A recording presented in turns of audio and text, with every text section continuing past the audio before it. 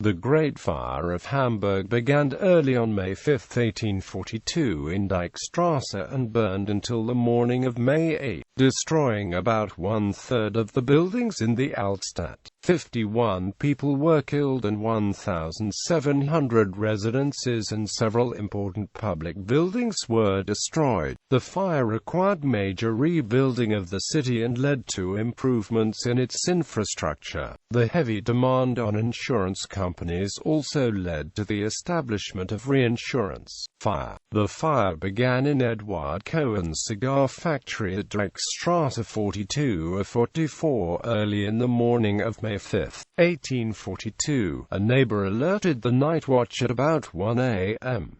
It quickly spread to number 25 across the street. The weather had been unusually dry, and the wind was strong and changeable. Hamburg had fire lookouts on church towers, known as Türme, in addition to night watchmen who had horns to sound to report a fire, and a code by which church bells reported the location and severity of fires. The volunteer teams of firefighters competed to earn a premium by being first to reach a fire. However, the city was dense with wooden and half-timbered houses, which tended to be tall and narrow, reflecting the shape of the building plots, and merchants operated the businesses out of the houses, so that many included warehouses containing flammables such as rubber and shellac. In addition, the provision of water for firefighting, for the Elbe and canals, was inefficient. Low water made pumping difficult, and the leather hoses would not slide on ladders, so that water could not be pumped above ground level. By daybreak, much of the Altstadt was on fire. As the fire continued to burn, collapsed buildings prevented fireboats from using the canals,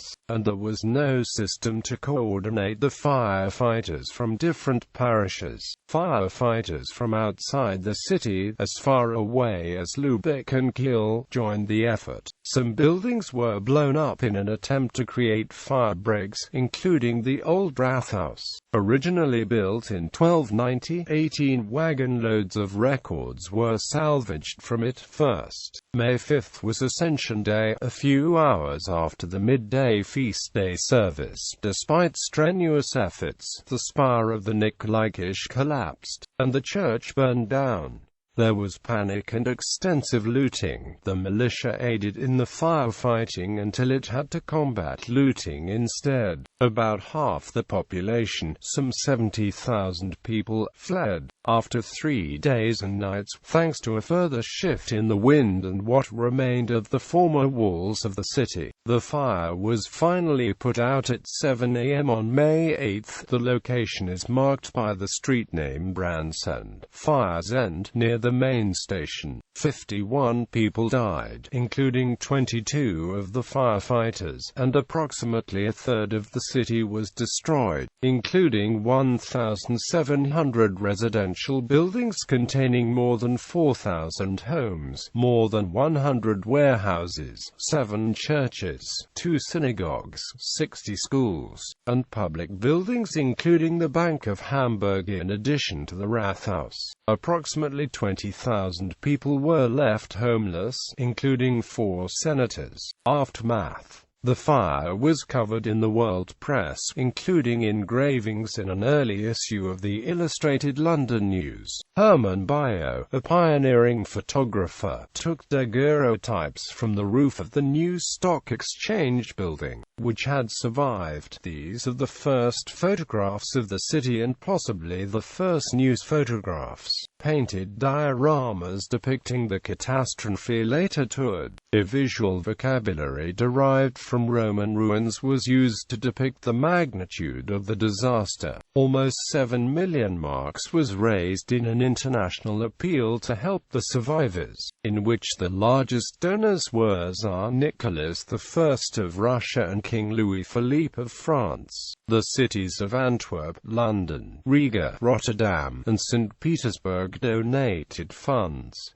60 German writers donated work for a fundraising Hansa album. Salomon Heine, uncle of the poet Heinrich Heine, insisted on meeting his obligations as an insurer and persuaded other merchants to do so. Effects: the city was rebuilt surprisingly quickly, with a greater use of brick and a brief fashion for classical, white city architecture in public buildings. A technical commission was established. A British engineer, William Lindley, proposed a reconstruction plan that was adopted with modifications and designed a project to drain and develop the Hammerbrook area, which was built up with rubble from the fire. Building with wood was no longer permitted. Firewalls and fireproof gables were mandated and regulations applied to chimneys and sources of ignition, and streets were widened. Merchants increasingly built separate warehouses near the docks, moved the residences to the suburbs, and from the 1880s on, constructed dedicated buildings called Kontorhäuser for the businesses. Lindley spearheaded the construction of sewers and a water supply, although the city declined to spend the money to sand filter the river water, so that the water became notorious for its living and dead contents and contributed to the cholera epidemic of 1892. By 1870 a modern gas network and street lighting were also in place. The firefighting system was reorganized. By 1866 a survey noted that there were 2 fire districts, a high-pressure water supply, and almost 2,000 hydrants.